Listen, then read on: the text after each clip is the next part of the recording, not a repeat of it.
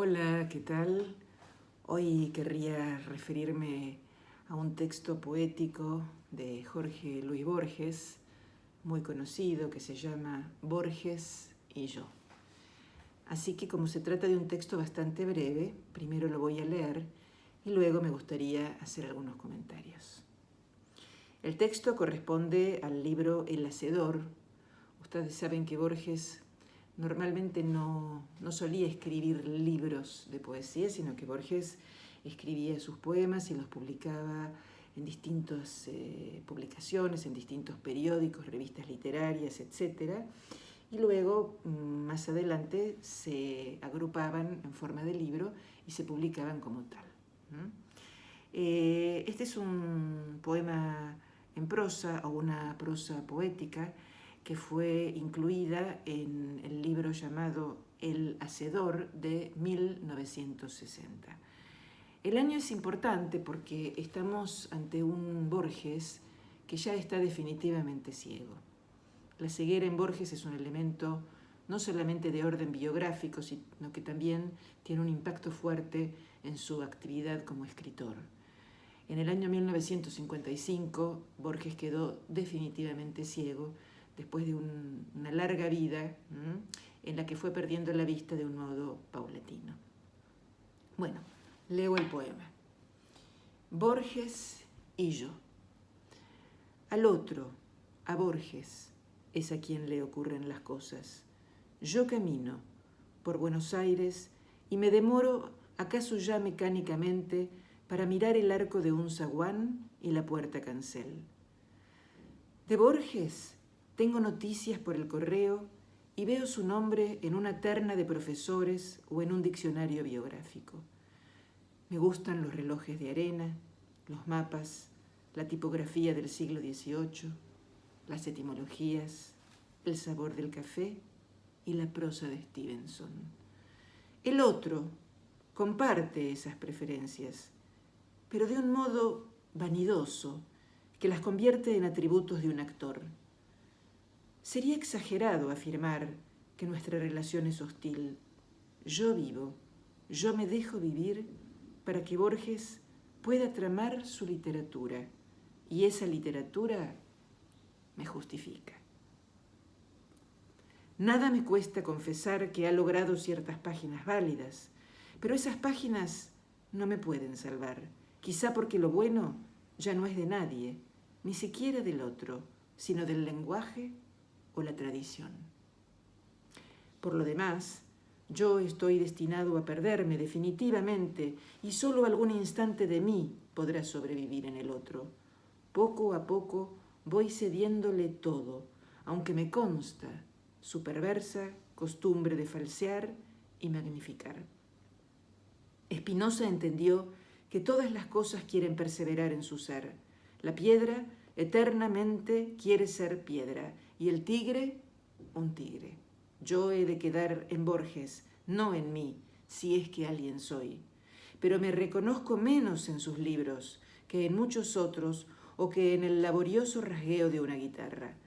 Hace años yo traté de librarme de él y pasé de las mitologías del arrabal a los juegos con el tiempo y con lo infinito.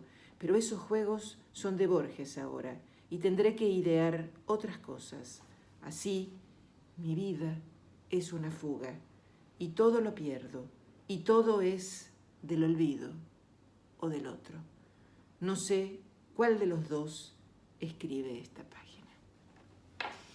Bueno, decía entonces que lo podemos considerar una prosa poética, sin duda, o un poema en prosa. Son distinciones que no resultan verdaderamente muy relevantes.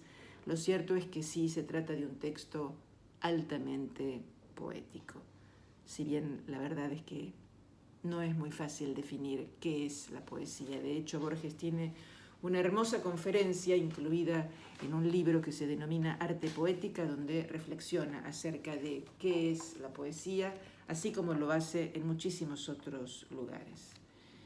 ¿Qué pasa con este texto? En mi experiencia de tantos años de docente, he visto que por lo general el lector, cuando se encuentra con este poema en prosa, inmediatamente siente la necesidad de establecer una doble columna, de hacer una suerte de dicotomía, de decir, bueno, a ver, está Borges y yo, ¿no? Lo cual podría ser considerado como el escritor público, la persona pública, y yo, que sería la persona privada. Pero una vez que empezamos a intentar a realizar esta dicotomía, resulta que la dicotomía se rompe en 1000 pedazos y al final del texto, dicha dicotomía o pretendida dicotomía estalla porque el propio Borges dice, no sé cuál de los dos escribe esta página, ¿sí? Con lo cual nos encontramos con una de las operaciones borgianas más típicas, que es la de socavar, la de romper, hacer estallar los órdenes establecidos. Ya se trate del orden cronológico, del orden lógico, del orden temporal, espacial, del orden, digamos, narratológico en tanto quién es el sujeto de la enunciación, distintos órdenes que en distintos textos lo iremos viendo, que se van rompiendo, que Borges hace estallar. Entonces, esta operación no es menor. A mi juicio es una de las operaciones más características de la escritura de Borges. Por otro lado, tenemos una belleza muy grande en una pequeña enumeración de aquellos objetos, cuestiones, elementos, cosas de su querida Buenos Aires que tanto le gustan, ¿no?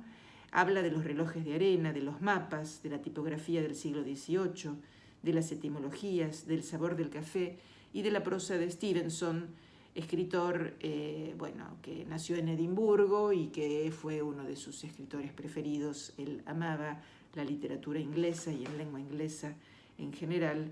Es un escritor de literatura fantástica, por otro lado, y esto es importante porque Borges amaba la literatura fantástica y ya desde sus comienzos, ya desde un artículo muy temprano, que es El tamaño de mi esperanza, de 1926, ya se propone escribir literatura fantástica. O sea que Borges ya tiene un programa literario desde su más temprana juventud. Aquí estamos en 1960, ya se trata de un hombre grande, tiene 61 años y ha realizado, podemos decir que ha cumplido con sus sueños de juventud. Muy bien. Luego aparece en el texto una reflexión acerca de qué tipo de relación existe entre estas dos instancias, entre el escritor, el público, y el hombre privado, el señor, podríamos decir, Jorge Luis Borges. Dice, nada me cuesta confesar que ha logrado ciertas páginas válidas, pero luego afirma que, que en realidad no es un mérito porque todo lo bueno ya no le pertenece y es de todos, es de la comunidad, es de la cultura, ¿no? Luego habla de cómo le va cediendo todos estos temas, estas cuestiones, estas temáticas, estas obsesiones literarias que lo van acosando, que lo van tomando, que lo van formando y que lo hacen escribir, y que el otro, digamos, el escritor, se va apropiando de todos estos temas que, digamos, le aparecen a él en su conciencia de hombre y de escritor. Es interesante el uso del adjetivo perverso, dice su perversa costumbre de falsear y magnificar. Luego, muy borgianamente y sin ningún punto y aparte, sino a continuación, lo menciona a Spinoza para citar esta frase muy spinociana y muy citada por Borges, y es que todas las cosas quieren perseverar en su ser. El tigre quiere ser tigre, la piedra quiere ser piedra, dice, y yo, Borges, he de quedar en Borges, es decir, yo voy a ser siempre Borges, mi esencia va a ser la misma. Luego se refiere a sus intentos, sucesivos intentos, de librarse de ciertas obsesiones para entregárselas al otro, al escritor, ¿no? En este supuesto desdoblamiento que no es tal, y dice que le entregó al escritor ciertas cuestiones de las mitologías del arrabal, que corresponden, digamos, a sus textos más tempranos, donde Borges tanto se ocupó del arrabal, de Buenos Aires, de las Puerta Cancel, de la Tortuga, del aljibe, de las casas bajas, de su querido Palermo, y de muchos otros elementos que corresponden a una Buenos Aires muy antigua, que es la Buenos Aires de Borges. No solamente la Buenos Aires arquitectónicamente, por sus calles, la Buenos Aires de los arrabales, sino que cronológicamente podríamos decir que se trata de una Buenos Aires de fines del siglo XIX. Más exactamente la podríamos situar alrededor de 1890, más o menos. Termina diciendo así: mi vida es una fuga, y todo lo pierdo, y todo es del olvido o del otro. No sé cuál de los dos escribe esta página. A mí siempre me gusta evocar la imagen topológica de la banda de Moebius, que es como una cinta que no tiene bordes, porque, claro, uno empieza a leer este texto y es lógico querer establecer una doble columna, una mitología, pero resulta que luego esa propuesta del comienzo se derrumba. Por eso decía, típicamente borgiano, se derrumba, la socava, la rompe. Y, por lo tanto, creo yo que esta figura topológica de la banda de bohemios corresponde más, ¿sí?, a la estructura de este pequeño poema. No diría relato, pero porque no podemos hablar de un relato, pero sí podríamos señalar que en Borges y yo tenemos un pequeño núcleo narrativo, ¿no? Un núcleo narrativo mínimo, una pequeñísima historia narrada, pero que ya basta para considerar que hay algún elemento narrativo dentro de esta pieza literaria tan magnífica que quise hoy compartir con ustedes. Hasta la próxima.